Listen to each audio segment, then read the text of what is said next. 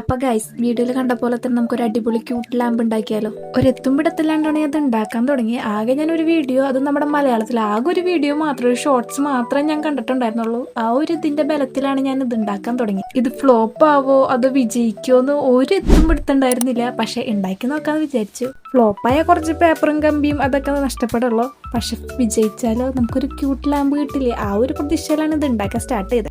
അപ്പോൾ ബേസിന് വേണ്ടിയിട്ട് നമ്മൾ ഇങ്ങനത്തെ ഒരു പ്ലാസ്റ്റിക് പാത്രം എടുത്തിട്ടുണ്ട്. അതൊന്ന് കട്ട് ചെയ്യുക, കാരണം അത്രയും വലിയതൊന്നും നമുക്ക് വേണ്ട, ചെറുത് മതി.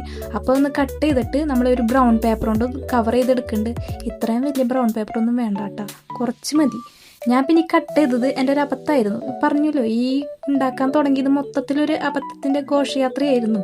അപ്പം ഞാൻ നല്ല വൃത്തിയിൽ കട്ട് ചെയ്തുകൊണ്ട് അത് മറയ്ക്കാനായിട്ട് ഞാൻ ഈ ഒരു പേപ്പർ കൊണ്ടൊന്ന് കവർ ചെയ്ത് കൊടുക്കുന്നുണ്ട്. ഇത് നമ്മുടെ മറ്റേ പേപ്പറില്ലേ, നമ്മൾ ഈ സ്കിൻ കെയർ അങ്ങനത്തെ സാധനങ്ങളൊക്കെ വാങ്ങിക്കുമ്പോൾ അതിൻ്റെ കൂടെ കിട്ടുന്ന പേപ്പറില്ലേ, അതാണ്.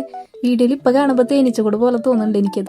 വീഡിയോയിൽ ഞാനത് ഒട്ടിച്ചു കൊടുക്കേണ്ടതാണ് കാണിക്കുന്നത്. പക്ഷെ അത് ഞാൻ ഒട്ടിച്ചിട്ട് അത് നിൽക്കണ്ടായിരുന്നില്ല. അപ്പോൾ ലാസ്റ്റ് ഞാൻ അതൊന്ന് ഹോൾ ഉണ്ടാക്കി അതിൻ്റെ ഉള്ളിലേക്ക് ഇറക്കി വെച്ചാണ് കേട്ടോ. അങ്ങനെ നമ്മുടെ ബേസ് റെഡി ആയി കഴിഞ്ഞ് ഇനി നമുക്ക് ആ ഷെയ്ഡ് ഉണ്ടാക്കിയെടുക്കണം. അത് നമ്മുടെ കുട പോലെ ഇരിക്കുന്ന സംഭവമില്ലേ, അത് ഉണ്ടാക്കിയെടുക്കണം. അതിന് ഞാൻ ബട്ടർ പേപ്പറാണ് എടുക്കണേ. ഞാൻ ഫസ്റ്റ് തന്നെ ഇവിടെ സെൻറ്റിമീറ്റർ ഒന്നും പറയാത്തത്, കാരണം ഞാനും ആദ്യമായിട്ടാണ് ഉണ്ടാക്കി നോക്കണേ. അപ്പോൾ ഇത് എത്ര അളവിലെടുക്കുന്നത് എനിക്കൊരു എത്തുമ്പോഴത്തില്ല.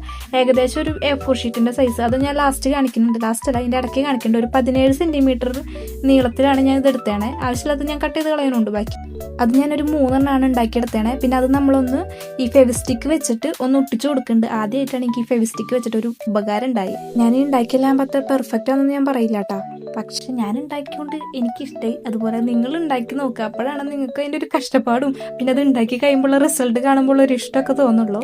അപ്പോൾ അതായത് നമ്മൾ കമ്പി എടുത്തിട്ടുണ്ട്. കമ്പി ഇത്ര വലിയ കമ്പി വേണ്ട, ഞാൻ പറഞ്ഞില്ല ഇതെൻ്റെ ഒരു എക്സ്പെരിമെൻ്റൽ ടേബിൾ ലാമ്പാണ്. അതുകൊണ്ടെല്ലാം ഞാൻ ഫ്ലോപ്പ് ആക്കിയിട്ടാണ് ഫസ്റ്റ് എടുത്തിട്ടുണ്ടായിരുന്നത്. അപ്പോൾ നമുക്ക് ചെറിയ കമ്പി കഷ്ണം മതി. അത് ഞാൻ ലാസ്റ്റ് കട്ട് ചെയ്ത് കൊടുക്കണമുണ്ട്. പിന്നെ ഹോൾ ഇട്ട് കൊടുക്കാൻ നമുക്ക് പഞ്ചിങ് മെഷീനൊന്നും ഇല്ലാത്തതുകൊണ്ട് നമ്മൾ കട്ടർ, കത്രിക, കോമ്പസ് അങ്ങനെ എല്ലാവിധ സാധനങ്ങളും ഉപയോഗിക്കുന്നതായിരിക്കും. അപ്പോൾ ഈ ടേബിൾ ലാമ്പ് നിങ്ങൾക്ക് ഇഷ്ടമായോ ഇല്ലയോ, ഇല്ല എന്ന് പറഞ്ഞാലും വിഷമമൊന്നുമില്ല, ചെറിയൊരു സങ്കടം. എന്തായാലും കുഴപ്പമില്ല, നിങ്ങൾക്ക് ഇഷ്ടമായാലും ഇല്ലെങ്കിൽ നിങ്ങൾ കമൻറ്റിൽ പറഞ്ഞോളൂ കേട്ടോ, കാരണം നിങ്ങൾ തരുന്ന സപ്പോർട്ട് കൊണ്ടാണ് ഞാൻ ഇതൊക്കെ ഉണ്ടാക്കണേ. അപ്പോൾ ഇനിയും സപ്പോർട്ട് ഞാൻ പ്രതീക്ഷിക്കുന്നു. ഇനി അപ്പോൾ അടുത്ത സൺഡേ ലോങ് വീഡിയോ എന്തിട്ട് ഉണ്ടാക്കേണ്ടത് നിങ്ങൾ കമൻറ്റിൽ പറഞ്ഞോളൂ കേട്ടോ. പറഞ്ഞത് നമ്മുടെ ഷെയ്ഡ് റെഡിയായി. പിന്നെ ഈ 2 കമ്പ് കഷ്ണം ഞാൻ കുത്തി നിർത്തുന്നത് ആ ഷെയ്ഡ് അവിടെ ഉറച്ച് നിൽക്കാനാണ്.